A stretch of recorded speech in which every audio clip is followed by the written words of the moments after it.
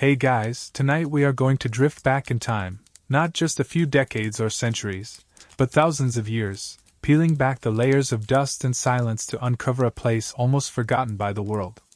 Imagine stepping out of a time machine, not into the roar of dinosaurs or the clatter of knights in armor, but into the stillness of a vast, sun-baked plain beside a mighty river, where the only sound is the whisper of wind through dry grass. You feel the ancient earth under your feet, warm and crumbly, and the air hangs heavy with the scent of sun-baked clay. This is the stage for our journey tonight, to a lost civilization, specifically to one of its most remarkable cities. You probably won't survive this journey back in time without a proper historical guide, so let's stick to the comfort of your bed. So, before you get comfortable, take a moment to like the video and subscribe, but only if you genuinely enjoy what I do here. And tell me, where are you listening from tonight? What time is it in your corner of the world? Now dim the lights, maybe turn on a fan for that soft background hum, and let's ease into tonight's journey together. You find yourself standing on what feels like a gentle rise, the landscape stretching out before you, flat and unassuming.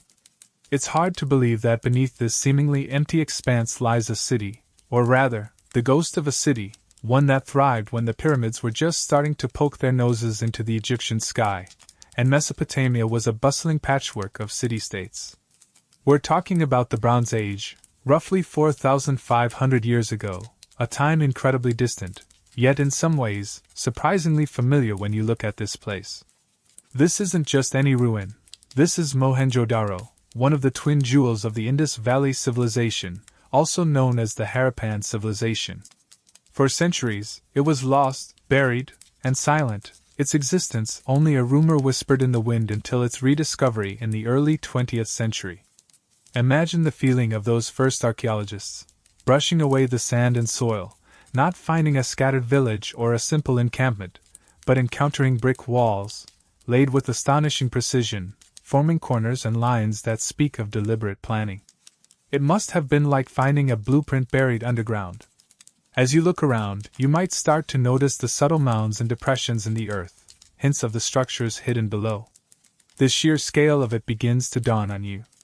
This wasn't a small town, it was a major urban center, covering hundreds of acres, home to tens of thousands of people. The Indus Valley Civilization itself was vast, stretching across what is now modern-day Pakistan and northwest India, a territory larger than contemporary Egypt or Mesopotamia. But Mohenjo-daro and Harappa were its largest, most sophisticated cities. And Mohenjo-daro, specifically, seems to embody the civilization's unique character. Unlike the imposing temples and massive palaces that dominate the ruins of other ancient cultures, Mohenjo-daro presents a different face, one of order, cleanliness, and perhaps, surprising domesticity. As you take your first steps onto what would have been the city's edge, you notice the ground beneath your feet isn't natural rock or packed earth, but fragments of brick. Uniform, fired brick. This isn't just a building material here, it's the very foundation of the city. And one of the quirky tidbits about Mohenjo-daro that always gets me is the incredible standardization of these bricks. They aren't just similar in size, they seem almost identical, following a specific ratio, typically 1 to 2 to 4 for thickness, width, and length. Imagine the level of organization and quality control needed to produce millions upon millions of bricks this consistently, over centuries, in a time without modern machinery. It suggests a central authority, or at least a deeply ingrained cultural standard, that valued uniformity and precision. It's like the ancient world's version of IKEA parts, except they actually fit together perfectly the first time. As you move further in, the hints of walls become clearer. You can start to make out the layout, even before major excavation. There seems to be a higher area, a citadel or platform, and then a lower town sprawling out from it. This dual-level structure is a common feature of major Indus cities. But what was the purpose of that raised area? Historians still argue whether the citadel mound at Mohenjo-daro served a purely administrative function, housed religious structures, or was primarily built as protection against floods from the mighty Indus River, which flowed much closer to the city back then. The river, by the way, was the lifeblood of this civilization, providing water for crops, a highway for trade, and unfortunately, sometimes, devastating floods. The landscape around you today is dry, a stark contrast to the fertile plains that supported this massive population. The Indus River has shifted its course over millennia, leaving Mohenjo-daro high and dry, which is part of why it was forgotten, but also part of why it's so well preserved. Imagine the river flowing nearby, its banks lined with reeds, the air filled with the buzz of insects and the distant calls of birds. Picture fields of wheat and barley stretching out from the city walls, watered by irrigation canals. This wasn't a city isolated in a desert. It was the heart of a thriving agricultural landscape. The initial discovery of Mohenjo-daro wasn't a single dramatic moment, but a gradual realization. Locals had known about the mounds for centuries, sometimes taking the ancient bricks for their own building projects, calling the site the Mound of the Dead, which is what Mohenjo-daro means in Sindhi. But it was the systematic excavations starting in the 1920s, led by figures like John Marshall, that revealed the true extent and sophistication of the city. It was a revelation that completely rewrote the history books, proving that complex urban life existed in South Asia much earlier than previously thought, independent of, though contemporary with, developments in the Middle East. As you stand here, feeling the vastness of the site, you can almost hear the echoes of the past, not the clamor of battle or the shouts of laborers building monuments to kings, but something quieter, more rhythmic. The gentle thud of a potter working clay, the murmur of voices in a marketplace, the splash of water.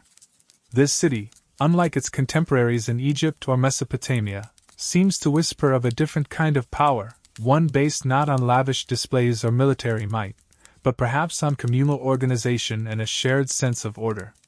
The very act of uncovering Mohenjo-daro was an archaeological marvel. Layer by layer, they went down, finding multiple levels of the city, built one on top of the other after floods or other events. This tells us Mohenjo-daro wasn't built in a day, but evolved over centuries, with generations rebuilding and maintaining the urban fabric. It gives you a sense of continuity, of a people deeply rooted in this place, committed to its survival and renewal. As the sun begins its slow descent, casting long shadows over the silent mounds, you get a sense of the sheer effort involved in creating and maintaining such a place. Millions of bricks, countless hours of labor, a society organized enough to plan and execute such a grand vision. It's a humbling thought, standing at the threshold of this lost world, ready to take your first steps into its remarkably orderly, quiet streets. The city lies waiting, a puzzle box of ancient life, ready to reveal its secrets, one section at a time. As you step fully onto the site, leaving the gentle rise behind, the initial impression of subtle mounds gives way to something much more defined. You find yourself standing on what was once a street, or perhaps a major avenue. And as you look left and right, and then across, you begin to grasp the city's most striking feature, its layout. It's not organic, not a winding maze of paths that grew over time like so many ancient settlements. No, Mohenjo-daro is built on a grid. A remarkably precise, almost startlingly modern, grid. Imagine standing at a crossroads in a modern city, looking down straight streets stretching out before you, intersecting at neat right angles. That's the feeling you get here, albeit on a much grander scale of time. The main streets are wide, broad avenues running north-south and east-west, dividing the lower town into large, regular blocks. These aren't narrow alleyways. Some of the main streets are wide enough to accommodate several ox carts side by side, perhaps up to 30 feet across. It's hard to picture heavy traffic here, given the overall quiet impression, but they were clearly designed for significant movement. Walking down one of these ancient streets, you can still feel the firmness of the ground beneath your feet, packed earth and brick fragments. The walls of buildings would have risen on either side, made from those uniform, fired bricks you noticed earlier. And here's one of those quirky details that makes you pause. You won't find many windows facing directly onto these main streets. The houses seem to turn inward, presenting blank brick facades to the public thoroughfare. It gives the streets a somewhat austere, maybe even slightly mysterious feel, suggesting a strong emphasis on privacy for the residents. It's the ancient world's version of keeping your curtains closed, just, permanently and built into the architecture. These main avenues are intersected by smaller streets, also running in straight lines and meeting at right angles, further subdividing the large blocks into smaller residential units. It's a hierarchical street system, much like urban planning today, with main arteries feeding into secondary roads, which then lead to smaller lanes and courtyards. This level of organization isn't just impressive, it speaks volumes about the society that built it. This wasn't happenstance, it was planned. Somebody sat down and designed this city before the first brick was laid. The blocks themselves are remarkably uniform in size and shape, another testament to the planning. Within these blocks are the remains of houses, workshops, and other structures. But the overall structure, the grid, is the dominant feature, the skeleton upon which the city's life was built. It's like a giant board game laid out on the landscape, waiting for the pieces, the buildings and people, to be placed. Historians still argue whether this rigorous grid plan indicates a highly centralized, perhaps even authoritarian, government that could enforce such strict building codes, or if it was a reflection of a deeply ingrained cultural preference for order and standardization that permeated society at all levels. Was there a city planning committee with incredibly strict rules, or did everyone just instinctively know that streets should be straight and blocks should be square? We don't have the definitive answer, which is part of the ongoing mystery. The very act of creating this grid required immense foresight and coordination. Laying out straight lines over such a large area, ensuring they met at perfect right angles, it's a feat of ancient engineering and surveying. They didn't have GPS or laser levels, but they had a mastery of geometry and measurement that allowed them to execute this plan flawlessly. It's easy to overlook the technical skill involved when you just see the ruins, but imagine the surveying teams, the measuring ropes, the careful alignment. It was a massive undertaking. Compare this to many contemporary cities in other parts of the world, which often grew more organically, with paths winding and streets curving according to terrain or convenience. Mohenjo-daro stands out for its deliberate, rational design. It feels like a city built on principle, on an idea of how urban life should be organized. And that idea seems to have been order, efficiency, and perhaps a certain kind of equality in access to urban services, as the grid provided easy access to the main streets and, as we'll see, to the city's remarkable infrastructure. Standing here, you can almost trace the lines of the ancient roads, imagining the people who walked them thousands of years ago. The dust motes dance in the sunlight filtering through the dry air, settling on the ancient bricks. You might picture a merchant pulling a cart, a group of children playing, or neighbors chatting in a doorway set back from the street. The grid provided the stage, and the people filled it with life. This planned layout is a mainstream historical fact about Mohenjo-daro. It's one of the first things archaeologists noticed and one of the most defining characteristics of the city. It sets it apart from many other ancient sites. And the sheer scale of the planning, covering the entire lower town, indicates a society capable of large-scale, coordinated projects. It wasn't just a small planned district, it was the whole urban fabric. As you walk along one of these ancient streets, perhaps feeling the rough texture of a brick with your hand, you start to appreciate the quiet efficiency of the design.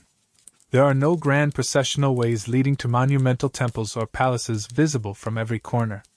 The focus seems to be on the residential blocks, on the everyday life happening within those private, inward-facing homes. The grid facilitates movement and access, but it doesn't seem designed for public spectacle or the display of power in the way that, say, a Roman forum or an Egyptian temple complex was. It's this emphasis on the practical, the orderly, the domestic, embedded in the very structure of the city's layout, that gives Mohenjo-daro its unique character. The grid isn't just about straight lines and right angles. It's a physical manifestation of the values of the people who lived here, values that seem to have prioritized organization, privacy, and perhaps, a quiet, communal existence over individual grandeur. The streets might have been wide, but they feel like corridors connecting private worlds, rather than stages for public life. And as you continue your journey through this ancient grid, you can't help but wonder about the daily life that unfolded within these structured blocks. What did it feel like to live in a city where everything was so deliberately laid out? Was it comforting in its predictability, or perhaps a little rigid? We'll explore the secrets hidden behind those blank street-facing walls next, stepping inside the homes themselves to get a closer look at the lives lived within this remarkable ancient grid. As you continue to wander along the remarkably straight lines of Mohenjo-daro's streets, the grid guiding your steps, you start to notice that while the lower town is primarily residential blocks, there are certain areas, especially up on that raised platform or citadel mound we glimpsed earlier, where larger, more unusual structures stand out. And perhaps the most famous, the most iconic of all the buildings unearthed here, sits within that more elevated area. It's a structure that, at first glance, might seem simple, just a large rectangular pit, but its purpose and construction whisper volumes about the people who built this city. You find yourself standing before what archaeologists call the Great Bath. Imagine a large, sunken pool, roughly 40 feet long and 23 feet wide, and about 8 feet deep. It's a substantial size, certainly not for casual bathing in your backyard. The walls of this tank are made, of course, from those familiar fired bricks, but laid with even more care and precision than the house walls. And here's the truly remarkable part, the detail that elevates this from a simple pool to a feat of ancient engineering. The tank is completely waterproof. Think about trying to build a large, leak-proof structure out of bricks 4,500 years ago. It's tough even today without modern sealants. The builders of Mohenjo-daro achieved this by lining the brickwork with a thick layer of natural bitumen, a tar-like substance, effectively creating a watertight barrier. They then added another layer of carefully laid bricks on top of the bitumen, holding everything in place. It's a testament to their skill and understanding of materials. This meticulous waterproofing is a mainstream historical fact, widely accepted as demonstrating advanced engineering for the Bronze Age. They didn't just build walls. They understood how to hold back water on a large scale. It's the ancient equivalent of having really good grout in your bathroom tiles, but like city-sized. Steps lead down into the tank from two sides, north and south. The steps themselves are wide and sturdy, suggesting they were designed for many people to use at once, perhaps descending slowly and deliberately into the water.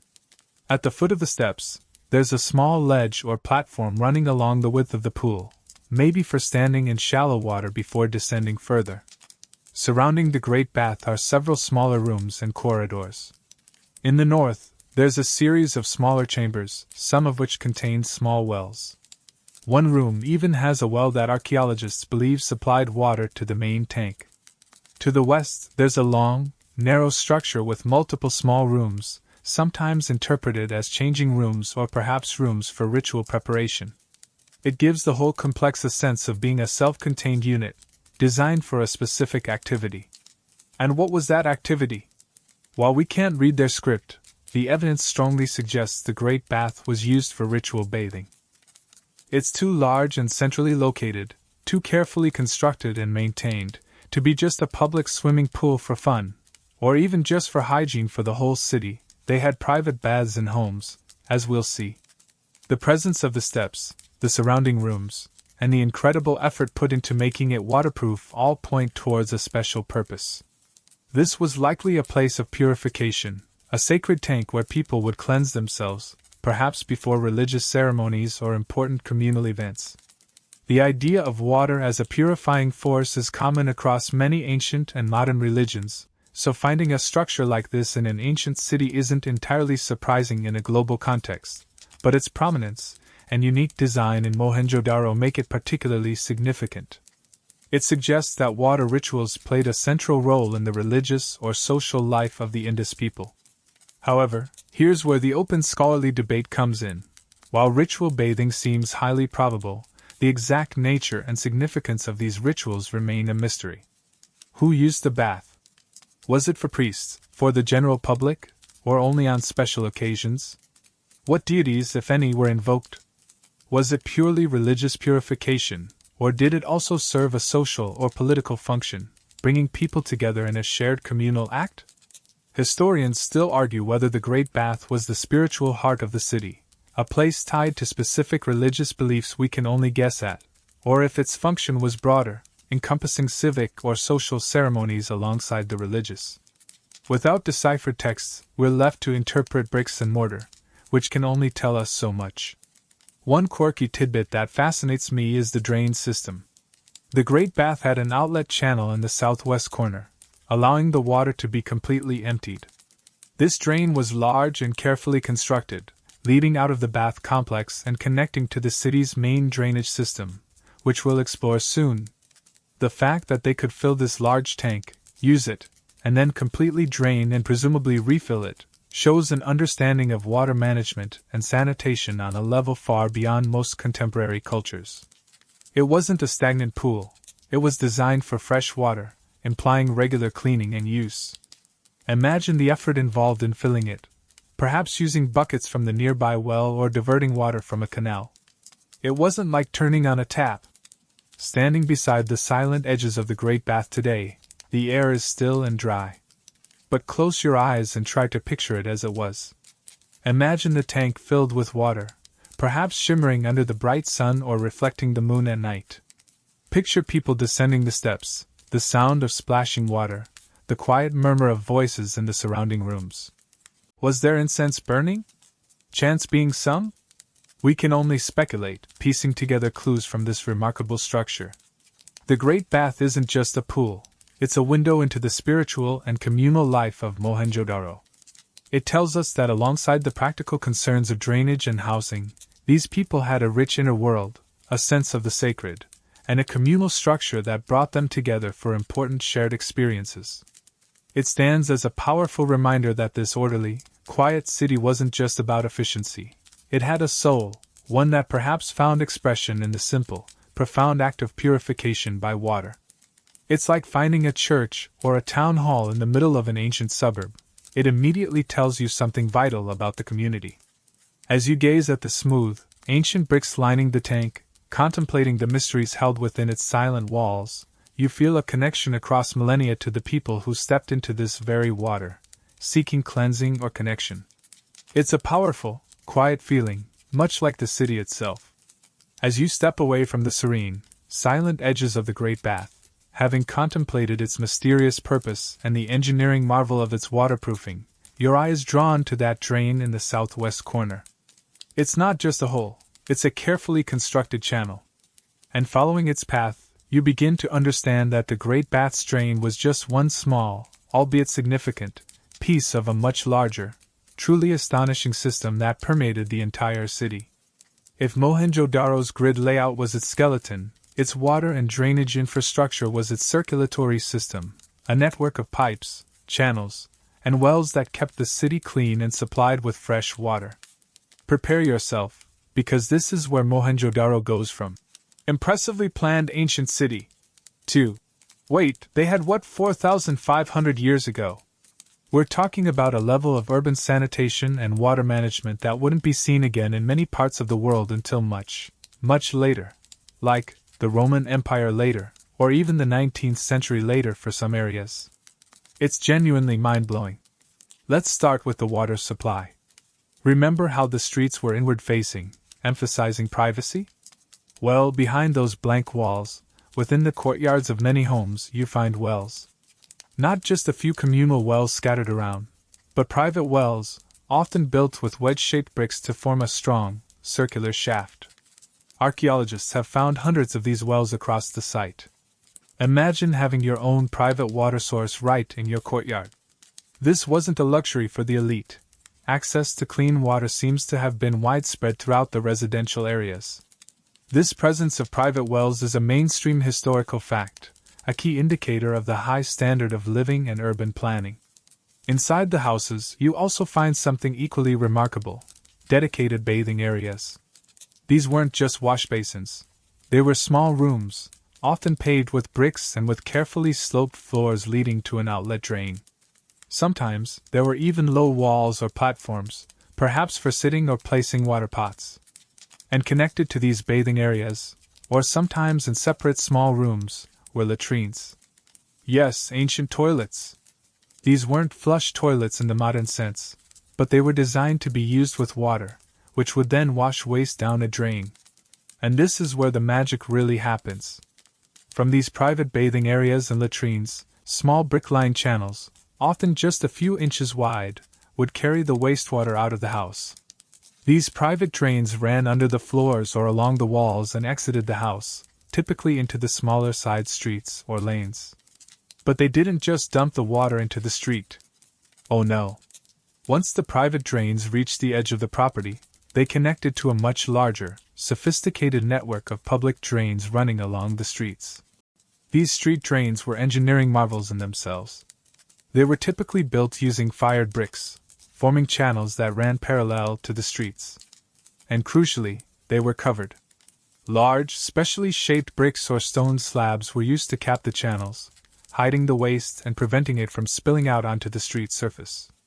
This covered drainage system is another widely accepted mainstream fact about Mohenjo-daro. It was extensive and meticulously maintained.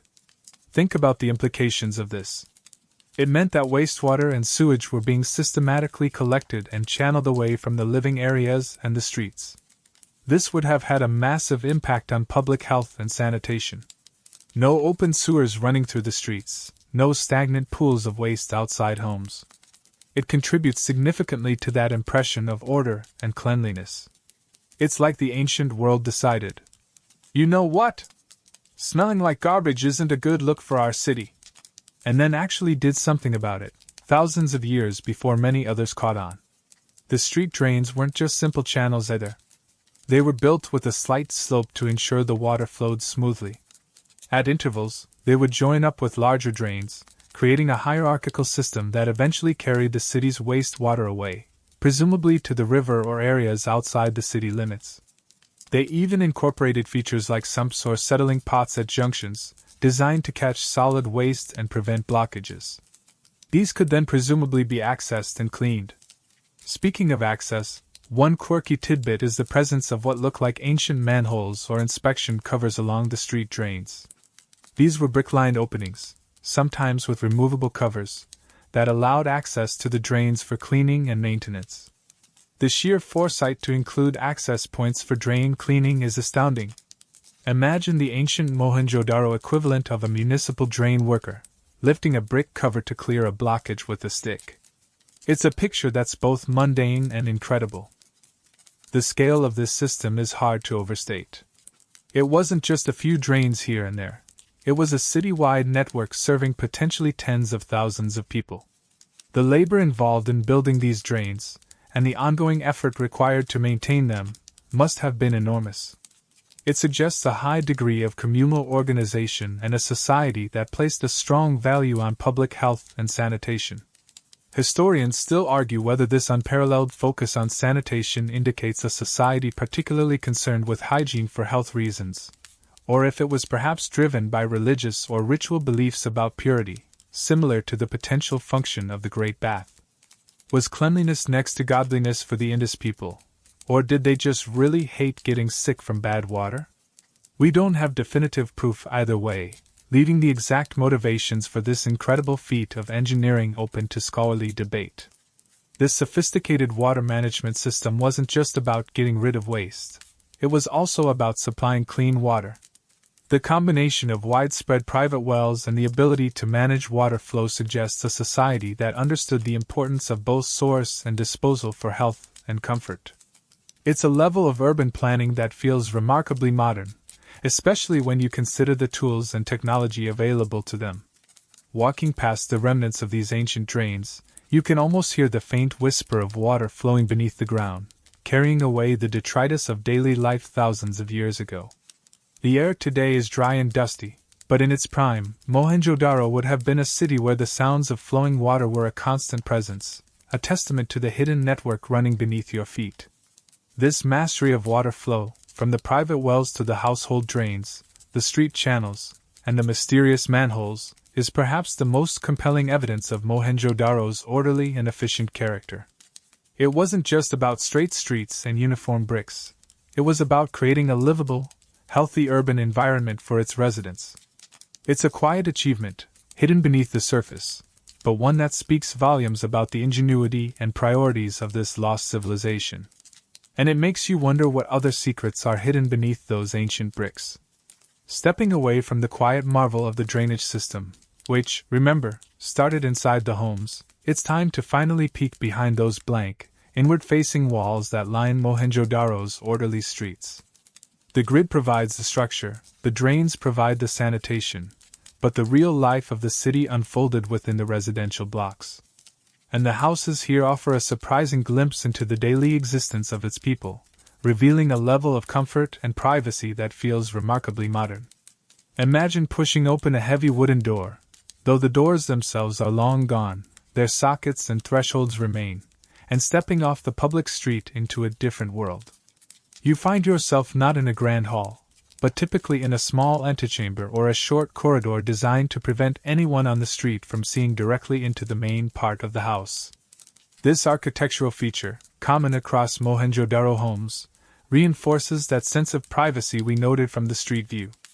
It's like having a little privacy screen before you even get into the living room, the ancient world's way of saying, "My home is my castle, or at least my private courtyard." Beyond this entry passage, you step into the heart of the home, a central courtyard. This open-air space is a defining feature of Mohenjo-daro houses, a mainstream historical fact observed in countless excavations. The courtyard wasn't just empty space. It was the focal point of domestic life. Rooms opened off this central area, rather than directly onto the street. Imagine the courtyard as the family's private outdoor living room, bathed in sunlight, where many daily activities would have taken place. The rooms surrounding the courtyard varied in size and likely in function.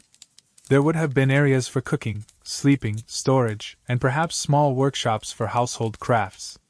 The walls, of course, were built from those standardized, fired bricks, often plastered or perhaps even painted in their prime, the little remains of surface decoration today. The floors were typically made of packed earth, or sometimes paved with bricks. One of the most fascinating aspects of these homes, tied directly to the sophisticated water system we just discussed, is the presence of private bathing areas within many houses. These were small rooms, often paved with bricks and with carefully sloped floors leading to a drain that connected to the street drainage system. Some homes even had private latrines, again connected to the drains. This wasn't universal in every single dwelling, but the widespread evidence for private baths and toilets is extraordinary for this period and speaks volumes about the standard of living and focus on hygiene, even within individual households. Imagine the luxury of having your own bathroom 4,500 years ago, while people elsewhere were still using communal facilities or, well, just the nearest bush. Another intriguing feature of Mohenjo-daro homes is the evidence for upper stories. Many houses show remains of staircases, typically steep and narrow, built into the walls. This suggests that many dwellings were 2 or even 3 stories high. Living upstairs would have offered more space, perhaps cooler temperatures in the hot climate, and even more privacy from the street and neighboring courtyards. Imagine the view from an upper window, looking out over the rooftops of the city, perhaps catching a glimpse of the Citadel Mound in the distance. This presence of multi-story buildings is a widely accepted fact based on archaeological evidence of staircases. The uniformity of the houses is striking. While there are variations in size and the number of rooms, there's a general sense of consistency in their layout and construction. There are no obvious palaces or mansions that stand out dramatically from the rest, no grand villas for an elite class, which contrasts sharply with contemporary civilizations like Egypt or Mesopotamia, where the homes of rulers and nobles were clearly distinct from those of commoners. This relative uniformity in housing is a quirky tidbit that has led to much discussion. Does it imply a surprisingly egalitarian society, or simply that wealth was displayed in ways other than the size and opulence of one's home? It's a key piece of the puzzle in understanding the social structure. Historians still argue whether this apparent lack of architectural hierarchy indicates a society without strong class divisions, or if the elite simply lived in larger versions of the same basic house plan, or perhaps had their status marked by other means, like possessions, access to resources, or roles in civic/religious life. The absence of obvious palaces or grand residences for rulers is an open scholarly debate, making the social structure of Mohenjo-daro one of its enduring mysteries. Within these quiet, private homes, daily life unfolded. You can imagine the sounds echoing in the courtyard, the clatter of pottery, the murmur of conversation, the laughter of children playing, perhaps the rhythmic sound of grinding grain. The smell of cooking fires would have mingled with the scent of dust and perhaps the faint, less pleasant odors from the drainage system, though the covered drains would have significantly reduced these compared to other ancient cities. The focus on the courtyard and the inward-facing design suggests a strong emphasis on family and domestic life. The public streets were for transit and perhaps limited commerce, but the home was a sanctuary, a private world where the family unit was central. This stands in contrast to cultures where public life revolved more around visible street activity or grand public spaces. Mohenjo-daro seems to have been a city where the quiet hum of domesticity was the dominant sound.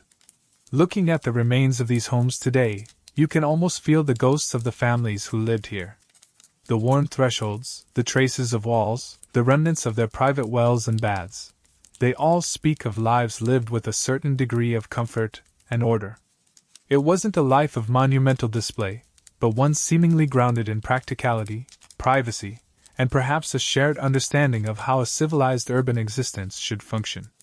This focus on the home, on providing essential services like water and sanitation within the private dwelling, is a hallmark of Mohenjo-daro. It tells us that the city's planning wasn't just about grand public works, but about creating a high quality of life for its individual residents. It's a quiet, yet powerful, statement about the values of this ancient civilization. Now that we've walked through the structure of the homes, peeking into courtyards and noting the private baths, let's try to breathe life back into these silent spaces. Imagine waking up in Mohenjo-daro, perhaps on a mat laid out on the floor of an upper room or in a cooler ground floor chamber off the courtyard. The first rays of sun would be filtering down into the central courtyard, warming the air. Your first sounds might be the rustle of straw, the quiet movements of family members beginning their day, and perhaps the distant sound of a neighbor drawing water from their own well. The morning routine would likely begin with a trip to the private bathing area we saw in Section 5. Drawing water from the courtyard well, maybe using a rope and a simple pot, you'd carry it to the small, brick-paved room, perhaps pouring it over yourself from a jug. This daily act of washing, right there within your own home, speaks volumes about the emphasis on personal cleanliness. It wasn't a trek to a communal riverbank or a public bathhouse for everyone, every day. For many, it was a private, domestic ritual. Imagine the quiet splash of water, the feeling of the cool brick floor underfoot, a simple, clean start to the day. It's like having your own en-suite bathroom thousands of years before it became a standard feature, though probably a bit more labor-intensive than turning on a tap. After cleansing, it would be time for the first meal. The heart of the Mohenjo-daro diet appears to have been grains, primarily wheat and barley, but also millet and rice in later periods. These would likely have been ground into flour using stone grinding tools found in many homes, perhaps right there in the courtyard or a dedicated room. Imagine the rhythmic scrape and grind of stone on stone, a constant background sound of domestic life.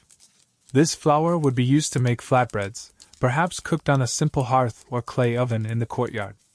Meals would also include legumes like lentils and chickpeas, various vegetables, and fruits. For protein, there's evidence of domesticated animals like cattle, sheep, and goats, as well as poultry. Fish from the river would have been another source of food. So, picture a simple, wholesome breakfast, warm flatbread, perhaps some lentil stew, maybe a piece of fruit, eaten together in the courtyard as the sun climbs higher. One quirky tidbit about their diet comes from studying the carbonized remains of food found in jars and hearths. Archaeologists have identified traces of spices like mustard, sesame, and cumin, and even evidence of using turmeric.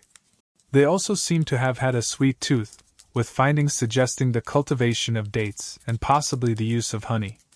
So, while the meals were likely simple and based on staple crops, they weren't necessarily bland. Imagine the aroma of ancient spices mingling with the smell of baking bread in the morning air. As the day progressed, the courtyard would remain the center of activity. Women would likely be engaged in household chores, grinding grain, preparing food, spinning thread from cotton, yes, they cultivated cotton, or weaving textiles. Children would play in the relatively safe confines of the courtyard, perhaps with terracotta toys like miniature carts or animal figurines that have been unearthed. Men might be involved in crafts within the home workshop area, if the household specialized in a particular trade, or they might head out into the city to work or trade. Historians still argue whether there was a significant division of labor within Mohenjo-daro's society based on gender or social status, and how that impacted the daily routines within individual households. Was the grinding of grain and cooking exclusively women's work, or did the whole family participate? Did wealthier households have servants who performed these tasks, freeing others for different activities? The relative uniformity of the houses makes it difficult to definitively say how much daily life varied between different social strata, leaving the specifics of labor and roles within the family open to scholarly debate. It's hard to tell if everyone was just doing their own laundry, or if there was an ancient dry cleaner service. The sounds of the day within the residential blocks would have been predominantly domestic. The rhythmic thud of someone pounding grain, the low murmur of conversation, the distant cries of street vendors calling out their wares, the occasional braying of an animal being led down the street. But compared to the bustling, noisy streets of contemporary cities like those in Mesopotamia, Mohenjo-daro seems to have had a more muted soundscape. The blank walls facing the street and the focus on inward-facing courtyards would have significantly dampened the noise of the public realm, creating a sense of quiet within the homes. Stepping out from the relative privacy of the courtyard onto the street would have been a transition from the intimate domestic sphere to the more public, yet still remarkably orderly, space of the city. The wide streets, mostly devoid of windows, would have felt quieter than you might expect. People would be walking to the market, heading to workshops, or perhaps visiting neighbors. The sounds would shift from domestic hum to footsteps, distant voices, maybe the creak of an ox cart. Even the public spaces seemed designed for efficient movement rather than boisterous public life. The middle of the day would bring the heat, perhaps a time for rest in the cooler parts of the house or upper stories.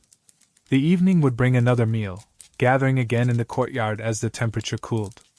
The soft glow of oil lamps might illuminate the space, casting flickering shadows on the walls. The sounds would soften again, bedtime stories, quiet talk, the settling down of the city for the night. This picture of daily life in Mohenjo-daro, pieced together from the archaeological evidence within the homes and the structure of the city, is one of routine, order, and a strong emphasis on the domestic unit and personal hygiene. It wasn't a life of grand public spectacle or constant external activity visible to all, but one centered around the quiet rhythm of home, hearth, and family within those remarkably well-planned blocks. It gives you a sense of a people who value comfort, cleanliness, and privacy in their everyday existence. Leaving the quiet courtyards and private baths of the residential blocks behind, you step back out onto the ancient streets. While much of the city's life was centered inward, Mohenjo-daro wasn't just a collection of homes.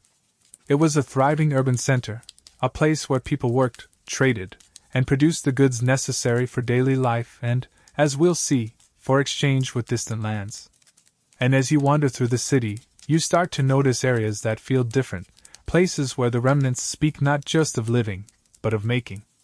Evidence unearthed by archaeologists points to a wide range of skilled crafts being practiced right here within the city walls.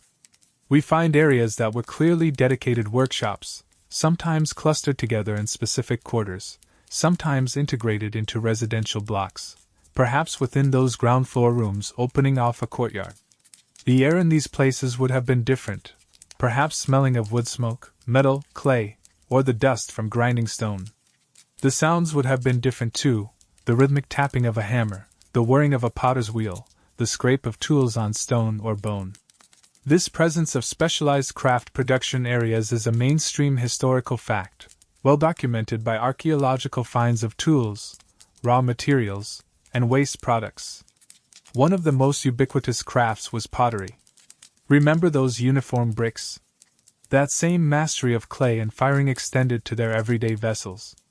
Mohenjo-daro produced vast quantities of pottery, from large storage jars to cooking pots, bowls, and cups. Much of it was plain, functional ware, often wheel-thrown with impressive skill and consistency. Imagine the potters, perhaps working near the river or a water source, spinning their wheels, shaping clay into familiar forms that would be used in every household for preparing and storing food. The scale of production suggests a high demand and efficient methods. They weren't just making a few pots for themselves, they were supplying a city of tens of thousands. It was like the ancient world's version of a pottery factory, minus the robots and the slightly too loud music. But they didn't just make plain pots. They also produced finer ware, sometimes decorated with simple geometric patterns or motifs in black paint on a red slip. You might find shards of these finer pieces scattered on the ground, giving you a glimpse of their aesthetic sense. The standardization seen in the bricks and the city plan also seems present in the pottery. Certain shapes and sizes are remarkably consistent across the site, suggesting shared techniques and perhaps even some level of central control or quality standards over production. Another craft that stands out is bead making. The Indus civilization was famous for its beautiful and intricate beads, and Mohenjo-daro was clearly a major center for their production. Archaeologists have found workshops littered with unfinished beads, raw materials like carnelian, agate, jasper, lapis lazuli, steatite, and even gold and silver, along with the tools used to shape, drill, and polish them. Imagine the scene: artisans hunched over small workbenches, carefully chipping away at stone, or using tiny drills to pierce holes through hard materials. And here's a quirky tidbit that always amazes me: the precision of their bead drilling. They were able to drill incredibly fine holes, sometimes just a fraction of a millimeter in diameter, through hard stones like carnelian, often drilling from both ends to meet perfectly in the middle.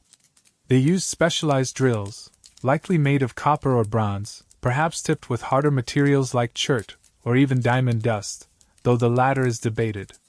Imagine the steady hand, the incredible patience required for this microscopic work, without magnifying glasses or modern tools. It's like ancient surgery, but for jewelry. Metalworking was another vital craft. As a Bronze Age civilization, they worked extensively with copper and bronze, an alloy of copper and tin. Evidence of metal workshops includes furnaces, crucibles, molds, and tools like hammers, chisels, and saws. They produced a variety of objects, tools for everyday use: axes, knives, sickles, weapons, spearheads, arrowheads, vessels, and ornaments. The metal objects found here are often functional and sturdy, reflecting the practical nature of the society. While there are some decorative metal pieces, they aren't as lavish or monumental as the gold treasures found in, say, Egyptian tombs. Other crafts included working with shell, making bangles and inlay, bone and ivory faience, a type of glazed ceramic, and stone carving. They produced small stone sculptures, including the famous Priest King figurine, though his identity is debated, and various animal figures. They also made countless small terracotta figurines, human figures, often female, possibly linked to fertility beliefs, and a charming menagerie of animals like cattle, dogs, monkeys, and birds. These might have been toys, religious objects, or simply decorative items. Historians still argue whether these crafts were organized by a central authority, perhaps controlling the supply of raw materials and the distribution of finished goods, or if they were largely the work of independent artisans working within a market system. The standardization of certain products, like bricks and some pottery, might suggest central control, but the presence of workshop debris scattered across the city could also indicate a more decentralized system of production. Was there a state-run bead factory, or did skilled families pass down their craft through generations? We simply don't have enough evidence to say definitively, leaving the organization of labor and craft production open to scholarly debate. The tools they used, found in these workshop areas, are fascinating in themselves. Simple, effective, made from stone, bone, or metal. A copper chisel might not look like much compared to a modern power tool, but in the hands of a skilled artisan 4,500 years ago, it could shape wood, stone, or bone with precision. Imagine the calloused hands, the focused gaze, the repetitive motions that created the objects of Mohenjo-daro life. The sheer volume of craft production required raw materials. Some, like clay and stone, were locally available. But others, like copper, tin, carnelian, lapis lazuli, and gold, had to be brought from distant regions. This necessity for importing materials hints strongly at the extensive trade networks that connected Mohenjo-daro to the wider world, a topic we'll delve into next. The crafts weren't just for internal consumption. The high quality and unique nature of some Indus products, like carnelian beads, made them desirable commodities for trade. Standing in what might have been a bustling workshop area thousands of years ago, the silence today is profound. But if you listen closely, you might almost hear the ghosts of those sounds: the tap, tap, tap of a bead maker, the rhythmic spin of a potter's wheel, the clang of a metalworker's hammer. These were the sounds of productivity, of skill, of a society creating the material fabric of its orderly, quiet existence. From the humble pot to the intricate bead, the crafts of Mohenjo-daro speak of ingenuity, dedication, and a deep connection to the materials of their world. They were the engine room of the city, quietly producing the goods that filled those private homes and enabled the city's role in the ancient world. As you stand among the silent remnants of workshops, feeling the ghosts of ancient artisans, you might start to wonder, where did they get all those materials, especially the precious ones like carnelian, lapis lazuli, and metal ores? And what happened to the finished goods, the beautiful beads, the sturdy tools, the standardized pottery? The answer takes us beyond the city walls, connecting Mohenjo-daro not just to its immediate agricultural hinterland, but to a vast, intricate network of trade that stretched across thousands of miles, linking the Indus Valley to distant lands and other great civilizations of the Bronze Age. Mohenjo-daro wasn't an isolated city, it was a hub in a globalized ancient world. Evidence found within its ruins clearly shows that goods were coming in from far-flung regions. We find stones like lapis lazuli, sourced from what is now Afghanistan, used for beads and inlay. Carnelian, a beautiful reddish stone highly prized for beads, came from sources in modern-day Gujarat in India. Copper likely arrived from sources in Rajasthan, India, or even Oman on the Arabian Peninsula. Tin, essential for making bronze, was scarcer and might have come from as far away as modern-day Iran or Central Asia. Gold and silver, though less common than copper, were also imported, likely from sources in Afghanistan or South India. Finding these exotic materials here, far from their origins, is a mainstream historical fact that undeniably proves Mohenjo-daro's participation in long-distance trade. It's like finding a coffee bean in ancient Rome. You know someone traveled a long way to get it there. But trade wasn't just a one-way street. Evidence of Indus Valley goods has been found in other contemporary civilizations, most notably in Mesopotamia, modern-day Iraq. Archaeologists have unearthed distinctive Indus seals, with their unique script and animal motifs, in Mesopotamian cities like Ur and Kish. They've also found Indus beads, pottery, and weights in these distant lands. These finds are like ancient receipts or shipping manifests, telling us that goods were flowing out of the Indus Valley and being exchanged for whatever commodities Mesopotamia had to offer, perhaps wool, silver, or agricultural surpluses they might have needed. How did these goods travel such vast distances 4,500 years ago? There were likely two main arteries of trade. First, overland routes. Imagine caravans of ox carts or donkeys laden with goods, slowly traversing dusty plains and mountain passes, following ancient trails that connected different regions. The Indus River and its tributaries also served as crucial highways, allowing for the movement of heavier goods by boat within the valley itself. And then there was sea trade. Evidence suggests coastal shipping along the Arabian Sea, connecting Indus ports, like the possible dockyard found at Lahal in Gujarat, another Indus site, to ports on the Arabian Peninsula and onwards to Mesopotamia. This sea route was particularly important for transporting bulkier items and facilitated direct contact with other major urban centers. Imagine ships made of wood and reeds, navigating by the stars, carrying precious cargo across the ancient waters. The scale and organization of this trade network suggest a sophisticated economic system. While we don't have text explaining their economic practices, the standardization of weights used in Mohenjo-daro and other Indus cities is a strong indicator of a regulated system of exchange. They used a standardized system of cubical stone weights, remarkably uniform in size and material, often made of chert. These weights follow a binary system, 1:2:4:8:16:32, etc., up to 12,800, which is incredibly practical for weighing goods. Finding these identical weights across the vast Indus territory and even in trading partner regions strongly suggests a common economic standard and perhaps a central authority that regulated trade and ensured fair exchange. It's like finding the same set of measuring cups in kitchens across an entire continent. Someone definitely set the standard. The Indus seals, mentioned earlier, also played a role in this trade. These small, carved stone objects, usually steatite, often depicted animals, like the enigmatic unicorn-like creature, bulls, or elephants, and bore inscriptions in the Indus script. They likely served as a form of identification, perhaps belonging to merchants, guilds, or administrative bodies. Pressed into clay ceilings used to close packages or doors, they would have acted like ancient security tags or labels of ownership/origin. Finding these seals abroad confirms that sealed goods were being traded, suggesting a system of accountability and trust in these long-distance exchanges. Here's a quirky tidbit that adds a layer of fascination to this trade. Mesopotamian texts from the same period mentioned trade with a land they called Meluha. Based on the goods mentioned, like carnelian, lapis lazuli, and possibly cotton, and the context of the trade routes, many scholars believe that Meluha was their name for the Indus Valley Civilization. These texts describe ships from Meluha docking in Mesopotamian ports. It's like having a trading partner's diary mentioning your city, giving us an external glimpse into their interactions. However, historians still argue whether this extensive trade network was primarily controlled and managed by a centralized state or empire, similar to royal monopolies seen in Mesopotamia, or if it was largely driven by independent merchants and decentralized trading communities.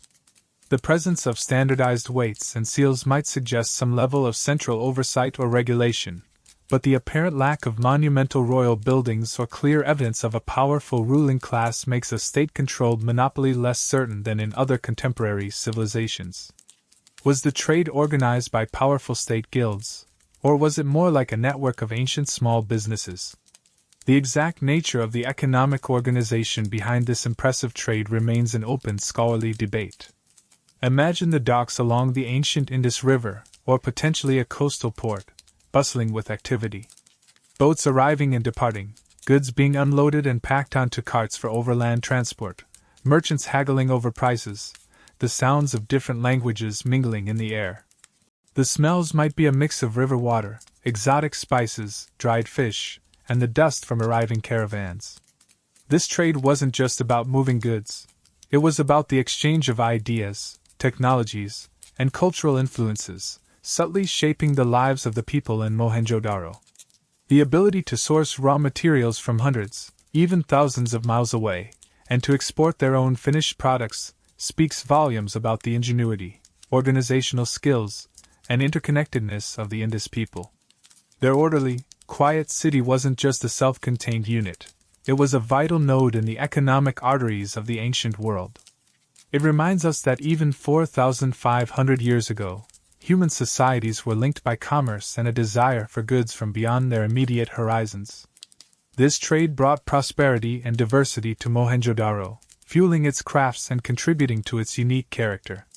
As we trace the pathways of ancient trade, following the imaginary caravans and ships that brought goods to and from Mohenjo-daro, we've seen a city built on order, practicality, and interconnectedness. We've explored its planned streets, its sophisticated plumbing, its comfortable homes, and its bustling workshops. But as you look around, even at the larger structures on the raised citadel mound, something crucial seems to be missing, something that dominates the archaeological landscapes of almost every other major ancient civilization. You won't find massive, awe-inspiring temples dedicated to powerful state gods, nor will you see the monumental palaces of absolute rulers, and perhaps most strikingly, there are no elaborate, treasure-filled tombs celebrating the lives and power of kings or pharaohs. This absence of obvious symbols of centralized, individual power, the lack of grand palaces, royal monuments, or rulers' tombs, is a mainstream historical fact about Mohenjo-daro and the wider Indus Valley Civilization. It's one of the most puzzling and unique aspects of this culture when compared to its contemporaries in Egypt and Mesopotamia. In those civilizations, the landscape is defined by the towering pyramids, the vast temple complexes like Karnak or the ziggurats of Ur, and the rich burial sites of kings and queens, all broadcasting the power of rulers and ruling elites. Mohenjo-daro, in contrast, feels different. Quieter, more focused on the collective than the individual at the top. This naturally leads to one of the biggest open scholarly debates surrounding Mohenjo-daro. How was this complex, highly organized urban society governed? If there weren't kings building palaces and tombs, who was in charge? Who planned the grid, enforced the building codes, organized the massive labor required for the drainage system and brick production, regulated the weights, and managed the extensive trade networks? Several theories have been proposed, none of which are definitively proven. Perhaps there was a form of collective leadership, maybe a council of elders or merchants who jointly governed the city. The uniformity seen throughout Mohenjo-daro, from the bricks to the house plans and weights, could suggest a strong communal identity and shared standards, possibly enforced by a consensus-based system rather than top-down decree. Imagine a city council meeting happening somewhere on the Citadel Mound, perhaps in one of those larger buildings, discussing urban planning or trade regulations, but without a single mayor or king holding absolute sway. Another possibility is that the rulers were religious figures, priests or a priestly class, rather than secular kings. The prominence of structures like the Great Bath and possibly other buildings on the Citadel Mound that might have had a ritual function lends some weight to this idea. Perhaps authority was derived from religious legitimacy, and the organization of the city was intertwined with spiritual beliefs and practices, though we lack clear evidence of a dominant temple structure or a specific priestly hierarchy. A third theory suggests that power might have been decentralized, perhaps held by powerful merchant guilds or different factions controlling specific aspects of the city's economy or administration from within their own districts or large residences, though, again, no truly palatial homes have been found. Maybe the city was run more like a confederation of powerful families or economic groups, cooperating for mutual benefit. One quirky tidbit that fuels these debates is the discovery of a few unique stone sculptures, the most famous being the steatite bust known as the Priest King. This finely carved figure wears a headband, an armlet, and a cloak decorated with a trefoil pattern. His eyes are inlaid, and his beard and hair are neatly trimmed. Is he a king? A priest? A high-ranking official? Or perhaps a statue representing a deity or an idealized figure? We simply don't know, and his solitary nature, very few such sculptures have been found, makes it hard to interpret his significance. He's like the only portrait hanging in a vast, empty museum. You know he was important, but you have no context. The Citadel Mound itself, that raised area we noted earlier, also holds clues and contributes to the mystery. It contains not only the Great Bath but also other large structures, including a massive granary, a storage building for grain, and a large assembly hall or college-like building. These structures suggest communal or administrative functions, storing food for the city, a place for large gatherings or learning. While they are impressive, they lack the opulent decoration or sheer scale of palaces or temples found elsewhere. They seem functional, perhaps even austere, fitting the overall character of the city. Was the granary a source of power, controlled by whoever managed the city's food supply? Was the assembly hall where decisions were made? Historians still argue whether the apparent lack of a single ruler or ruling dynasty indicates a more egalitarian society than its contemporaries, or simply a different form of governance where power was distributed or exercised in less visible ways.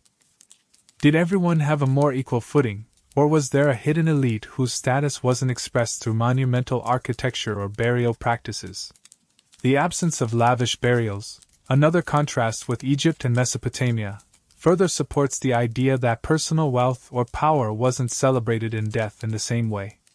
The remarkable standardization across the vast Indus territory, the shared script, undeciphered though it is, the uniform weights, the consistent brick sizes, the similar city layouts in places like Harappa and Lahal, suggests a high degree of integration and shared culture across a massive area. This level of coherence usually implies some form of centralized control or a powerful unifying cultural force. But what was that force? An empire without emperors? A state without visible state symbols? A culture where order and conformity were paramount, perhaps enforced by social pressure or religious belief rather than military might? The lack of significant evidence for warfare. Few weapons found, no massive city walls designed for defense. The citadel platform might have offered some protection, but the lower town was largely unfortified, also fits this picture of a potentially less hierarchical, less conflict-driven society than its neighbors. While they had weapons, they don't seem to have been a militaristic state focused on conquest or defense of a ruling class. Standing on the citadel mound today, looking out over the remains of the orderly lower town, you feel the weight of this mystery. The ruins speak loudly of organization, planning, and a high standard of living, yet remain stubbornly silent on who orchestrated it all. Was it a priest-king like the one in the museum? A committee of merchants? A system based on ancient laws or customs we can only guess at? It's a puzzle that challenges our assumptions about how complex ancient societies had to be structured. Mohenjo-daro presents a compelling alternative, a civilization that achieved remarkable urban sophistication and widespread influence without leaving behind the usual footprints of powerful individual rulers. It adds to the sense of this city being unique, perhaps even quietly radical in its social organization. It's a quiet power, a collective achievement etched into the very bricks of the city, rather than proclaimed from the top of a ziggurat or inside a pharaoh's tomb. And it leaves us pondering whether true order and stability in an ancient city required a king, or if it could be achieved through different, perhaps less visible, means. As you stand pondering the mystery of Mohenjo-daro's governance, the absence of kings and palaces, another profound question arises: what did these people believe? If there wasn't a state religion centered around a visible ruler or grand temple, what spiritual forces shaped their lives?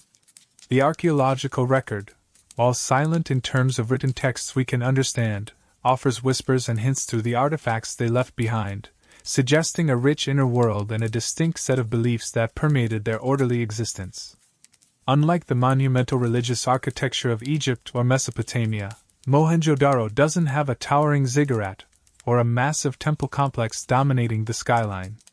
However, certain structures on the raised citadel mound, beyond the Great Bath, are sometimes interpreted as having a religious or ritual function.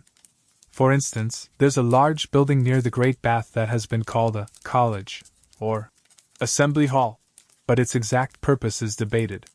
Some scholars speculate it might have housed priests or served as a place for religious gatherings. The Great Bath itself, as we discussed, strongly suggests ritual purification played a significant role, indicating that water and its cleansing properties were central to their spiritual practices, a mainstream historical fact based on the structure's design and context. It wasn't just about getting clean, it seems to have been about becoming ritually pure. Perhaps the most direct clues to their beliefs come from the small objects found throughout the city: seals, figurines, and amulets. The steatite seals, in particular, are a treasure trove of potential religious iconography. Many depict animals, both real and fantastical. The most famous is the so-called unicorn seal, showing a mythical single-horned animal standing before what appears to be an altar or manger. Is this a sacred animal? A symbol of power or purity? Or something else entirely? Other seals show bulls, elephants, rhinos, tigers, and water buffalo, often depicted with remarkable realism and vitality. Some animals might have held sacred significance, perhaps representing deities or powerful natural forces. One quirky tidbit is the recurring motif of a figure seated in a yogic or meditative pose, sometimes surrounded by animals, found on several seals. This figure has been controversially interpreted by some as an early depiction of a proto-Shiva, a major deity in later Hinduism, though this idea is an open scholarly debate and far from universally accepted. It's like finding a picture of someone doing yoga on an ancient coin. You immediately wonder, okay, what's the story here? Terracotta figurines are another key source of information, although their interpretation is also complex. Thousands of small, handmade terracotta figures have been found, many of them female, often adorned with elaborate headdresses and jewelry. These are frequently referred to as Mother Goddess figurines, leading to the theory that the Indus people worshipped a female deity associated with fertility, creation, or the earth.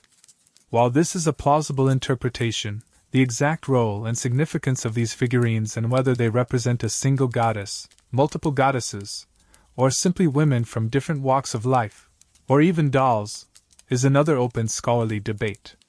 It's hard to know if you've found a religious icon or just your ancient ancestors' action figure collection. Male figurines are less common, but they do exist, including seated figures similar to those on the seals, and standing figures with distinctive features. And then there's that unique stone bust, the priest king. As we discussed, his identity is a mystery, but his serene expression and distinctive attire have led many to associate him with religious authority or significance, making him a crucial, if enigmatic, piece of the puzzle of their beliefs. The presence of altars or fire pits in some houses and public areas at other Indus sites, though less pronounced in Mohenjo-daro itself, suggests the importance of fire rituals for some Indus people. The practice of burying the dead, though not with the lavish grave goods seen elsewhere, also implies beliefs about an afterlife or the transition to another realm. The uniformity of burial practices, where they are found, might again point to shared customs or beliefs across the society. Historians still argue whether the Indus religion was polytheistic, worshipping multiple gods and goddesses represented by the various animal and human figures, or if it was more focused on animism, revering spirits or powers inherent in nature, animals, and water. Some theories suggest a focus on fertility and agricultural prosperity, given their reliance on farming and the prevalence of female figurines. Others propose a more complex system involving ritual purity, hence the Great Bath, and perhaps reverence for powerful male figures or animals. Without texts, it's incredibly difficult to piece together a coherent theology or pantheon. It's like trying to understand a complex mythology just by looking at random statues and animal pictures. You get glimpses, but the whole story is missing. The symbols on the seals, beyond the figures, might also hold religious meaning, but their undeciphered nature leaves us guessing. Could they represent divine names, religious concepts, or affiliations with specific cults? The mystery of the script is intrinsically linked to the mystery of their beliefs. What seems clear is that spirituality was likely integrated into daily life, perhaps focused on household rituals, personal purification, and the veneration of natural forces or specific animals, rather than being primarily centered on large public temples and state-sponsored ceremonies led by a king. The emphasis on privacy in their homes might have extended to their religious practices, with much of their devotion taking place within the family unit or small community groups. Standing here, surrounded by the echoes of their lives, you can almost feel the presence of their unseen world. The quiet reverence implied by the Great Bath, the enigmatic power suggested by the animal seals, the sense of life and fertility embodied in the terracotta figures, they all paint a picture of a people deeply connected to the natural world and perhaps to spiritual forces we can only dimly perceive. Their beliefs, like their governance, seem to have been expressed in ways different from their contemporaries, adding another layer to the unique, orderly, and quietly mysterious character of Mohenjo-daro. We've peered into the practicalities of Mohenjo-daro's ordered life, the plumbing, the houses, the crafts, the trade, and we've touched upon the whispers of their beliefs, the quiet mysteries of their spiritual world. But what about the lighter side of life? What did the people of this ancient city do for fun? Did they have art for art's sake, games to pass the time, ways to express joy or creativity beyond the purely functional? Stepping away from the more serious aspects of survival and spirituality, let's look for the signs of leisure, entertainment, and artistic expression that add color and life to the picture of this orderly past. While Mohenjo-daro might not have monumental art like the colossal statues of Egypt, the city was far from devoid of artistic expression. We've already seen hints of it in the decorated pottery and the finely carved seals, but there are other objects that speak more directly to aesthetics and perhaps pleasure. The small stone sculptures, for instance, like the famous priest king, whoever he was, or the exquisite bronze figurine known as the dancing girl, are works of remarkable artistry and skill. The dancing girl, a tiny bronze statue just over 4 inches tall, depicts a slender female figure in a confident pose, one hand on her hip, the other resting on her knee. Her stance, her bangles, Her casual yet dynamic posture, she feels full of life and movement. While her exact purpose or identity is debated, was she a dancer, a deity, or simply a representation of a woman? Her existence is a mainstream historical fact and undeniable evidence of sophisticated metalworking and artistic sensibility among the Indus people. She's like a tiny, ancient celebrity frozen in bronze. Beyond these unique pieces, the thousands of terracotta figurines we discussed earlier, while potentially linked to beliefs, also serve as a form of folk art. The animal figures, in particular, the humped bulls, the playful monkeys, the birds, are often rendered with charm and vitality, capturing the essence of the creatures. These weren't just mass-produced items. Many show individual touches, suggesting they were made by hand with care. Imagine a child playing with a little terracotta bull, making animal noises in the courtyard. It adds a touch of everyday warmth to the archaeological record. Evidence of games and play is also abundant. Archaeologists have found dice, typically cubical with dots or symbols on their faces, similar in principle to modern dice. They've also found terracotta pawns or game pieces, and even what appear to be game boards scratched onto bricks or stone. These finds suggest that board games were a popular pastime, providing entertainment and perhaps opportunities for gambling or social interaction.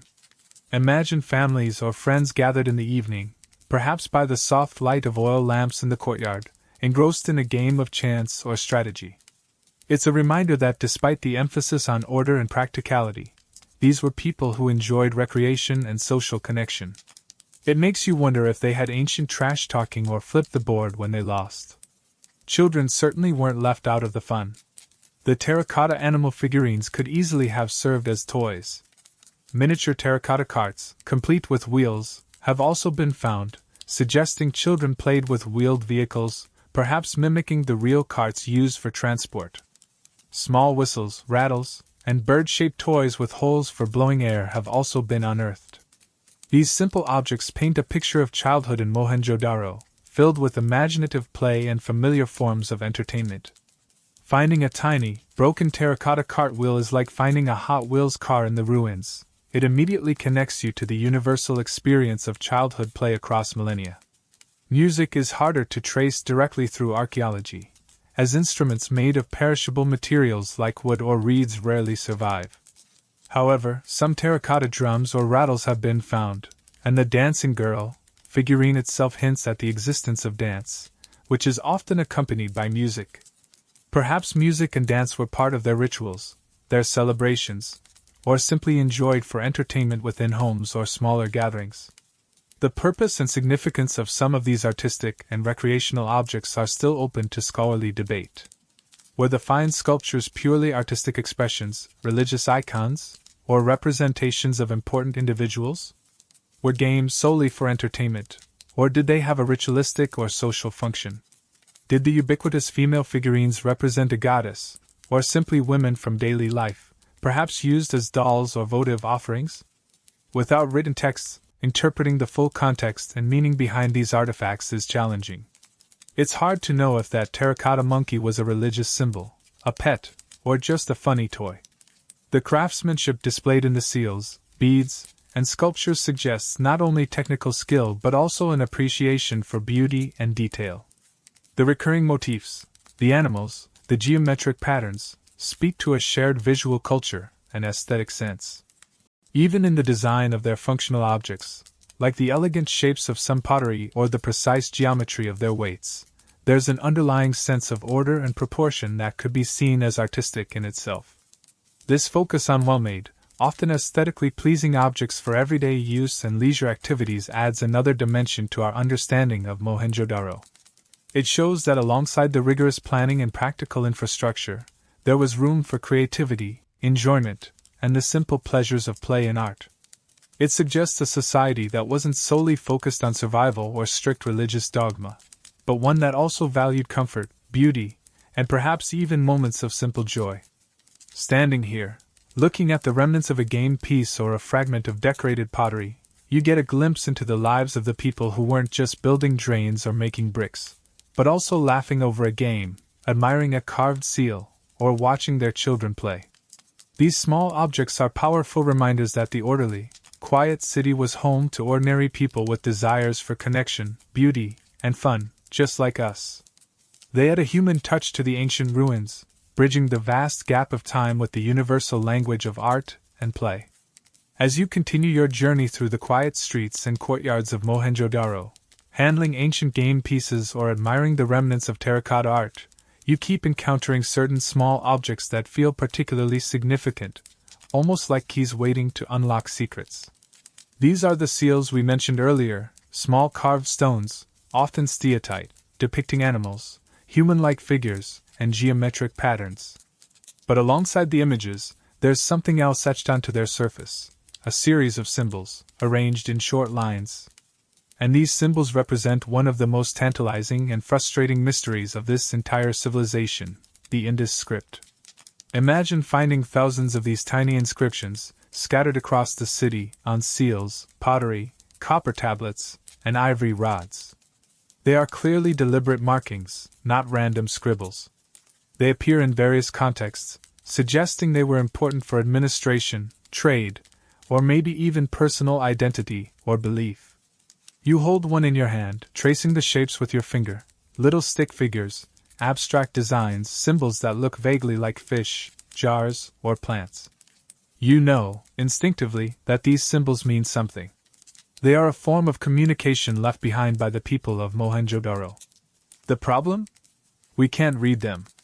The fact that the Indus script remains undeciphered is a mainstream historical fact, perhaps the most well-known mystery associated with this civilization. Despite decades of effort by scholars around the world, no widely accepted translation of the script exists. It stands as a silent barrier between us and the thoughts, stories, and inner workings of the Indus people. It's like finding a magnificent library, but all the books are written in a language no one living understands. Talk about a cliffhanger. Why is it so incredibly difficult to crack? Several factors contribute to this challenge.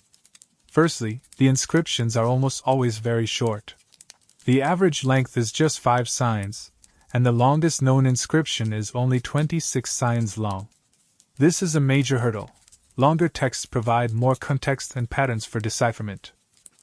It's like trying to understand an entire language by only ever seeing single sentences or short phrases. You get hints, but not enough to build a full picture. Secondly, we haven't found a bilingual inscription, the ancient equivalent of a Rosetta Stone. The Rosetta Stone allowed scholars to decipher Egyptian hieroglyphs because it contained the same text written in 3 different scripts, one of which, ancient Greek, was understood. If we found an Indus inscription with the same text written in, say, Mesopotamian cuneiform, which we can read, it would likely unlock the script overnight. But despite the evidence of trade between the Indus and Mesopotamia, no such bilingual text has ever been discovered. It's like having 2 people who speak different languages trying to communicate, and they keep handing each other notes, but never the same note translated. Thirdly, the underlying language the script represents is unknown. While various theories connect it to later language families of the Indian subcontinent, particularly the Dravidian languages spoken in southern India, or even Indo-Aryan languages, which arrived later with migrating populations, none of these connections are proven. Without knowing the language, attempts at phonetic decipherment are largely speculative. It's like trying to read Chinese characters without knowing if you should be looking for sounds or meanings, and having no idea what language the sounds might belong to.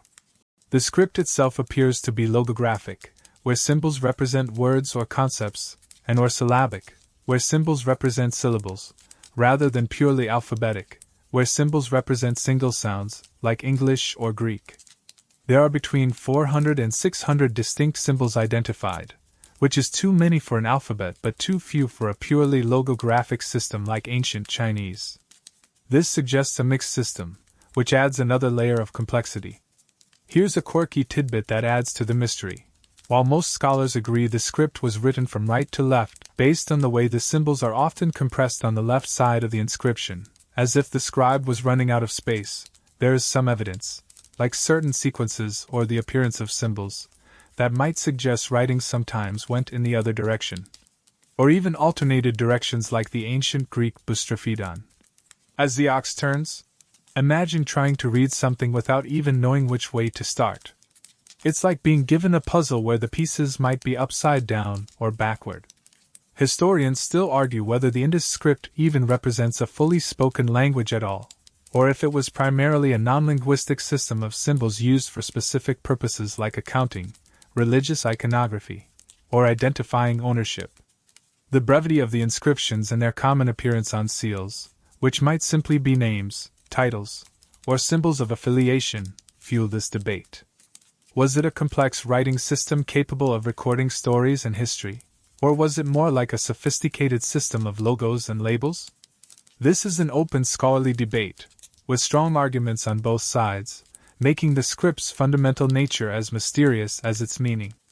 Many attempts have been made to decipher the script, often claiming connections to other language families.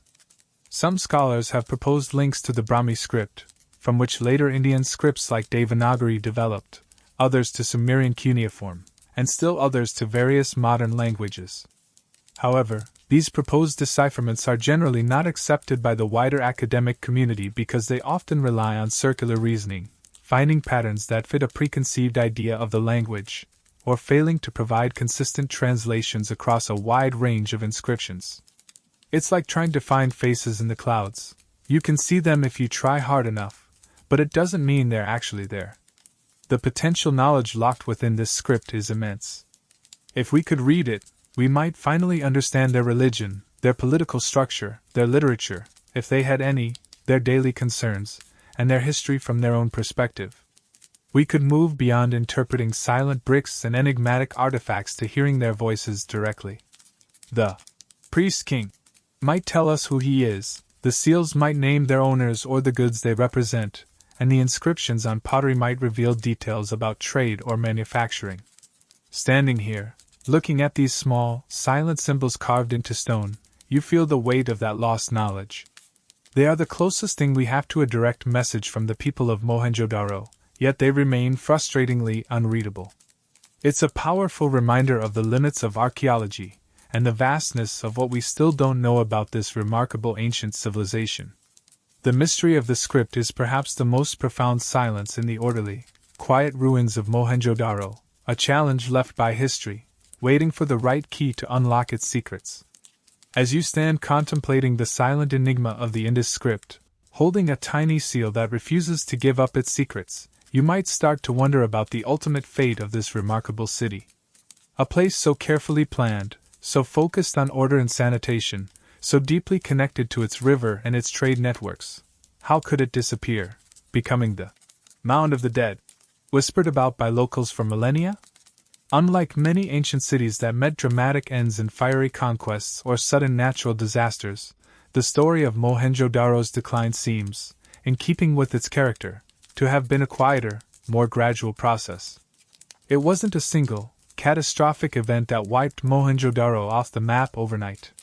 There's no archaeological evidence of a massive invasion, no widespread destruction layer indicating a city sacked and burned, no signs of a sudden, devastating plague that killed everyone in their tracks. Instead, the evidence points towards a slow winding down, a gradual weakening, and eventually, abandonment. Think less Hollywood disaster movie, and more slow, melancholic fade out. As you look around the site, you might notice subtle signs of deterioration in the later layers of the city. Walls built less carefully, drains becoming clogged and less well maintained, houses encroaching onto the streets, disrupting the once perfect grid. It's as if the meticulous standards that defined Mohenjo-daro began to slip over time. The city didn't just stop, it seems to have slowly frayed at the edges, losing some of its previous rigor and organization. This gradual decline in urban standards in the later phases is a mainstream historical fact, observed by archaeologists in the upper layers of excavation. It's like seeing a once pristine neighborhood slowly accumulate litter and broken fences. The structure is still there, but the upkeep is failing. So, what happened? Why did this thriving urban center lose its vitality and eventually become uninhabited? Historians still argue whether the primary causes were environmental changes, internal social or political issues, external pressures, or most likely, a complex combination of factors that created a perfect storm for the city's eventual demise. One of the leading theories points to environmental factors, particularly changes related to the mighty Indus River, which was both the city's lifeblood and a potential threat. The river provided water for agriculture, transport for trade, and a source of food. But rivers also change course, and the Indus is known for its dramatic shifts over geological time. A widely accepted theory is that the river gradually shifted its course away from Mohenjo-daro. Imagine the city relying on the river for everything, and then finding your main water source and trade highway slowly moving miles away. This would have crippled both agriculture in the surrounding fields and the city's role as a trading hub, making it increasingly difficult to sustain a large urban population. It would be like your town's main highway suddenly getting rerouted 50 miles away. Bad news for business. Another environmental challenge was flooding. Archaeological evidence shows multiple layers of silt and mud within the city, indicating repeated, and sometimes severe, floods. While the Indus people were masters of water management and likely built the citadel platform partly as a defense against floods, particularly destructive or frequent flooding events could have overwhelmed their defenses, damaged infrastructure, and made life increasingly difficult, perhaps leading people to relocate to safer areas. Climate change is another potential environmental factor. Some research suggests that changes in monsoon patterns or a general drying trend in the region could have impacted the agricultural productivity of the Indus Plain, making it harder to feed the large urban populations of cities like Mohenjo-daro. Reduced rainfall or unreliable monsoons could have strained their irrigation systems and led to crop failures, contributing to food shortages and economic stress. Here's a quirky tidbit related to the river's shifts. One older theory, now largely discredited but fascinating nonetheless, proposed that tectonic uplift in the region caused the land to rise, creating natural dams that blocked the river and caused massive, prolonged flooding that submerged the city. While large-scale, long-term flooding is evident, the tectonic dam mechanism is not widely accepted today, but it paints a dramatic picture of environmental catastrophe. Imagine the city slowly disappearing under a vast, man-made, by geology, lake. Beyond environmental challenges, internal factors might have played a role. Perhaps the unique, seemingly decentralized governance structure, which worked so well during the city's prime, proved less effective in managing the growing environmental stresses or internal pressures. Maybe social cohesion weakened, leading to a decline in the communal effort needed to maintain the complex infrastructure like the drainage system and the Great Bath. The observed decline in urban standards could be a symptom of a breakdown in social organization or civic pride. External factors, while not a sudden invasion, could also have contributed.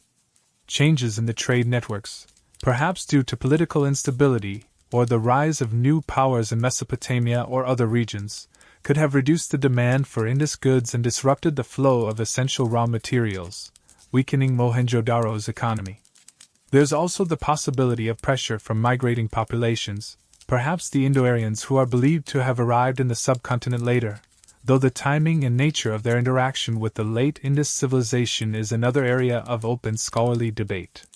Historians still argue whether the primary driver of the decline was environmental catastrophe, internal social or political decay, or external pressures, or how these different factors interacted. Was it the river that killed the city, or did the city's own society crumble under pressure, making it unable to cope with environmental challenges? The exact sequence and relative importance of these factors remain a subject of intense research and discussion. The process wasn't instantaneous. Archaeological layers show a gradual decline in the quality of construction, a reduction in the variety and quality of crafts, and potentially a decrease in population size over a period of perhaps several centuries, starting around 1900 BC. People didn't just vanish. They likely moved away gradually, seeking better opportunities or safer locations as the city's advantages diminished. The orderly, quiet life likely became less orderly and more difficult. Eventually, Mohenjo-daro was abandoned. The last residents left, taking their belongings, leaving the brick structures exposed to the elements. Dust and soil, carried by the wind and deposited by occasional floods, slowly covered the city, preserving it for millennia. but also hiding it from history. The silence that fell over Mohenjo-daro wasn't just the quiet of its living days. It was the profound silence of a city empty of human life, surrendered back to the earth and the elements. Standing here, you feel the weight of that abandonment. The wind whispers through the ruins, carrying the dust that buried this place. It's a poignant reminder that even the most orderly and well-planned human endeavors are ultimately subject to the relentless forces of nature and the unpredictable currents of history. Mohenjo-daro's quiet farewell was perhaps a slow dissolution back into the landscape from which it emerged, leaving behind a silent testament to a remarkable, yet ultimately fragile, way of life. The wind whispers through the silent ruins, carrying the dust that buried this place, the same dust that slowly settled over centuries, obscuring Mohenjo-daro from the world. After its gradual decline and final abandonment, the city didn't just disappear. It was swallowed by the earth, covered by layers of soil and silt, becoming part of the landscape once more. For thousands of years, it lay hidden, a secret held by the land itself, its sophisticated streets and structures sleeping beneath unassuming mounds. Local people in the region knew about these mounds, of course. They were prominent features on the landscape, and sometimes, they'd even find ancient bricks poking out, useful building material for their own homes. They called the site Mohenjo-daro, which in the local Sindhi language, hauntingly means the mound of the dead. This local knowledge, this ancient name passed down through generations, is a quirky tidbit that reminds us the land held the memory of the city, even when the wider world had forgotten. It wasn't entirely lost. It was just waiting to be found again. The process of rediscovery, the moment Mohenjo-daro truly re-emerged from its earthy tomb into the light of modern historical knowledge, wasn't a single dramatic event. It began in the early 20th century, with initial surveys and tantalizing finds of seals by archaeologists like R.D. Banerjee in 1919 to 1920. But it was the systematic excavation starting in the 1920s, notably under the direction of Sir John Marshall of the Archaeological Survey of India, that truly revealed the scale and sophistication of what lay beneath the mounds. This period of official, large-scale excavation in the 1920s is the mainstream historical fact of Mohenjo-daro's modern rediscovery, marking the moment the academic world grasped the existence of this major ancient civilization. Imagine being one of those first archaeologists, carefully digging through the soil, expecting perhaps to find remnants of a historical period already known, maybe something related to later Indian empires. Instead, layer after layer, they encountered something entirely new and astonishing: perfectly laid fired bricks forming straight walls, intersecting streets, and complex drainage systems. It must have been an overwhelming realization, like finding not just a few scattered bones, but the complete skeleton of a giant, previously unknown creature. The sheer scale of the urban planning, the quality of the construction, the evidence of advanced sanitation, it defied all previous understanding of South Asian history. It proved that a complex, urban civilization, contemporary with but distinct from those in Egypt and Mesopotamia, had thrived in the Indus Valley millennia ago. It completely rewrote the history books, adding a whole new chapter to the human story. Suddenly, the Indus Valley Civilization wasn't just a theoretical possibility suggested by a few scattered artifacts. It was a tangible reality, embodied in the silent, orderly ruins of Mohenjo-daro and its sister city, Harappa. The rediscovery sparked intense interest and research, leading to further excavations across the vast territory once occupied by this culture, uncovering more cities, towns, and villages that shared the same distinctive characteristics: the standardized bricks, the grid plans, the drainage systems, the seals with their undeciphered script. Today, Mohenjo-daro is no longer lost. It is a protected archaeological site, recognized globally for its immense historical importance. In 1980, it was designated a UNESCO World Heritage Site, a testament to its outstanding universal value as one of the world's earliest and most important urban settlements. Millions of bricks, carefully unearthed, now stand exposed to the sun and wind once more, allowing visitors to walk the ancient streets and glimpse the life of this remarkable city. However, the very act of rediscovery and exposure presents its own challenges. The dry climate that helped preserve Mohenjo-daro also brings problems. The ancient fired bricks, though durable, are vulnerable to the effects of salinity from the soil and groundwater, which can cause the bricks to deteriorate. Exposure to rain, wind, and even the footsteps of tourists causes wear and tear. Preserving such a vast site, keeping the ancient structures from crumbling away, is an ongoing, complex task. Historians still argue about the best long-term strategies for conservation, balancing the need to protect the delicate ancient remains with the desire to allow access for research and tourism. It's like trying to preserve a sandcastle against the tide, but the tide is time and weather, and the sandcastle is made of ancient, salty bricks. Do you cover it up again? Do you try to reinforce it? There's no easy answer, and the debate among archaeologists and conservationists is constant. The importance of Mohenjo-daro today extends far beyond just being an ancient ruin. It is a vital source of information for understanding ancient urbanism. Its sophisticated planning, its unparalleled water and drainage systems, its apparent focus on public health and domestic comfort, these aspects make it a unique case study, challenging our assumptions about how early cities were organized and governed. It offers alternative models to the palace and temple-centric cities of the Middle East. It prompts us to ask, what kind of society prioritized sanitation and accessible water for its citizens on this scale? What does the absence of obvious symbols of royal power tell us about their social structure?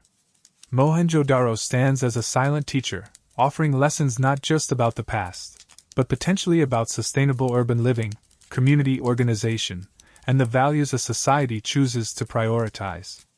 Its mysteries, the undeciphered script, the nature of its governance, the specifics of its beliefs, continue to fuel research and capture the imagination of people around the world.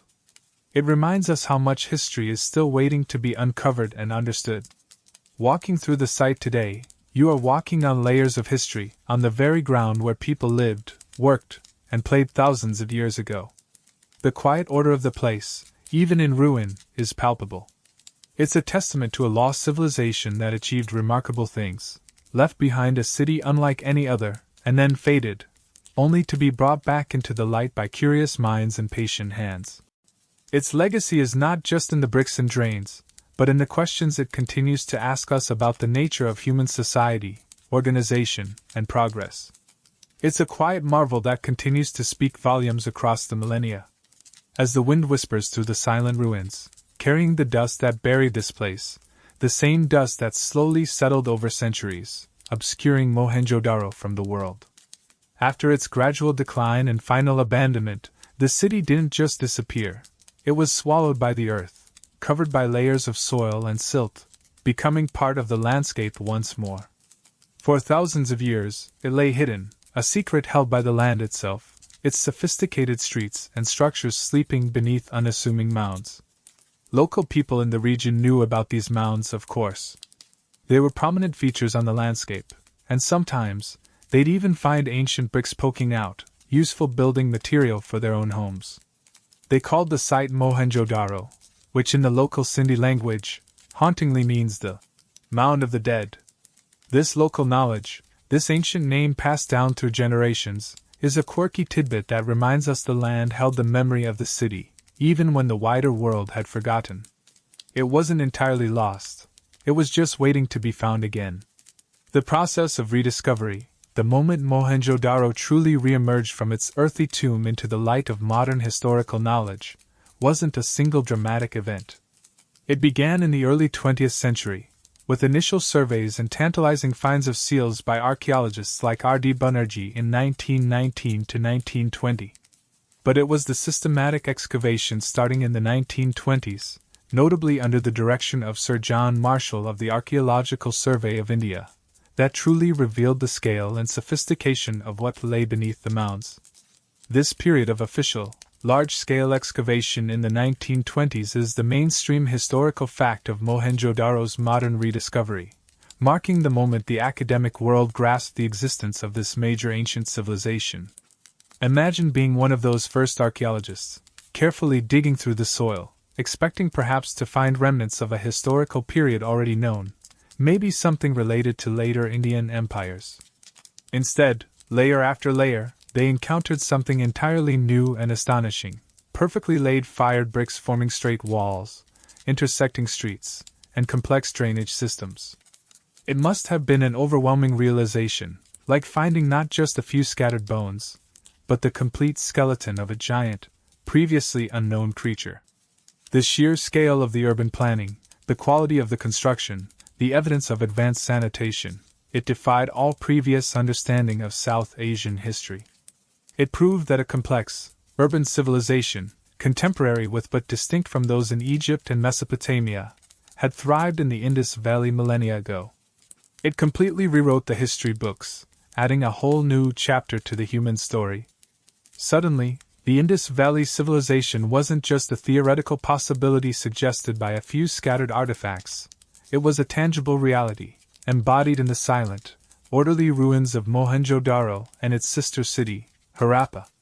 The rediscovery sparked intense interest and research, leading to further excavations across the vast territory once occupied by this culture, uncovering more cities, towns, and villages that shared the same distinctive characteristics: the standardized bricks, the grid plans, the drainage systems, the seals with their undeciphered script.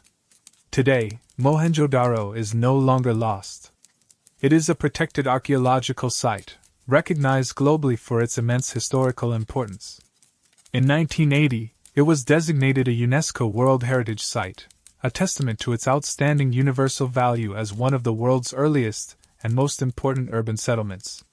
Millions of bricks, carefully unearthed, now stand exposed to the sun and wind once more, allowing visitors to walk the ancient streets and glimpse the life of this remarkable city. However, the very act of rediscovery and exposure presents its own challenges. The dry climate that helped preserve Mohenjo-daro also brings problems. The ancient fired bricks, though durable, are vulnerable to the effects of salinity from the soil and groundwater, which can cause the bricks to deteriorate. Exposure to rain, wind, and even the footsteps of tourists causes wear and tear. Preserving such a vast site, keeping the ancient structures from crumbling away, is an ongoing, complex task. Historians still argue about the best long-term strategies for conservation, balancing the need to protect the delicate ancient remains with the desire to allow access for research and tourism. It's like trying to preserve a sandcastle against the tide, but the tide is time and weather, and the sandcastle is made of ancient, salty bricks. Do you cover it up again? Do you try to reinforce it? There's no easy answer, and the debate among archaeologists and conservationists is constant. The importance of Mohenjo-daro today extends far beyond just being an ancient ruin. It is a vital source of information for understanding ancient urbanism. Its sophisticated planning, its unparalleled water and drainage systems, its apparent focus on public health and domestic comfort, these aspects make it a unique case study, challenging our assumptions about how early cities were organized and governed. It offers alternative models to the palace and temple-centric cities of the Middle East. It prompts us to ask, what kind of society prioritized sanitation and accessible water for its citizens on this scale? What does the absence of obvious symbols of royal power tell us about their social structure? Mohenjo-daro stands as a silent teacher, offering lessons not just about the past, but potentially about sustainable urban living, community organization, and the values a society chooses to prioritize. Its mysteries, the undeciphered script, the nature of its governance, the specifics of its beliefs, continue to fuel research and capture the imagination of people around the world. It reminds us how much history is still waiting to be uncovered and understood. Walking through the site today, you are walking on layers of history, on the very ground where people lived, worked, and played thousands of years ago. The quiet order of the place, even in ruin, is palpable. It's a testament to a lost civilization that achieved remarkable things, left behind a city unlike any other, and then faded, only to be brought back into the light by curious minds and patient hands. Its legacy is not just in the bricks and drains, but in the questions it continues to ask us about the nature of human society, organization, and progress. It's a quiet marvel that continues to speak volumes across the millennia. As your journey through the silent, orderly streets of Mohenjo-daro draws to a close, feel the ancient earth one last time beneath your feet. The sun has set on this distant time, but the echoes of its remarkably quiet life linger in the air. Imagine the soft glow of oil lamps in those private courtyards, the gentle flow of water in the hidden drains, the quiet rhythm of daily life unfolding within the city's perfect grid. Let the mysteries of the undeciphered script, the unknown rulers, and the quiet farewells settle softly in your mind. This city, so different from the grand monuments of its contemporaries, reminds us that history holds countless stories, some loud and dramatic, others whispered, waiting patiently to be heard. As you drift away from these ancient ruins, let the sense of peace and quiet order from this lost world accompany you. There are still so many secrets held within the dust, so many journeys yet to take. For now, rest well, and dream of ancient, orderly cities sleeping beneath the sand.